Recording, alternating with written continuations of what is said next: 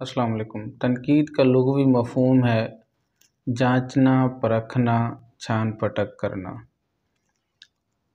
اور اگر ہم اس کو ڈیفائن کریں تو یوں تعریف بنے گی کہ کسی بھی چیز کے محاسن و معائب کو غیر جانبدارانہ طریقے سے جانچنا اور اس کا مقام و مرتبہ متعین کرنا۔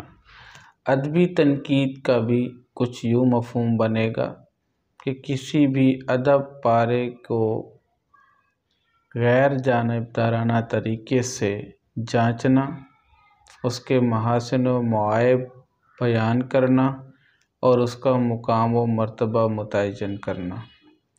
تو تنقید کی ابتدا اگر ہم ادبی طور پہ دیکھیں تو افلاطون کے شاگرد ارسطو کی جو کتاب تھی بوتیکا، وہاں سے شروع ہو جاتی ہے۔ اردو میں تنقید کی ابتدا مولانا الطاف حسین حالی کی کتاب مقدمہ شعر و شاعری سے شروع ہوتی ہے۔ اب تھوڑا سا ہم دو الفاظ کو اچھی طرح سمجھیں گے۔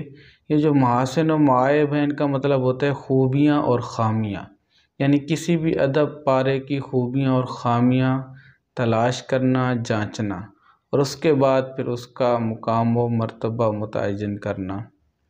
یہ تنقیص کا جو لفظ ہے، یہ دراصل صرف اور صرف عیوب، معائب یا خامیوں کو جانچنے کا نام ہے۔ اگر کسی چیز میں صرف نقص تلاش کیے جائیں، برائی تلاش کی جائے، خامی تلاش کی جائے تو ہم لفظ تنقیص استعمال کرتے ہیں۔ تنقید جو ہے وہ خوبیوں اور خامیوں دونوں کو بیان کرنے کا عمل ہے۔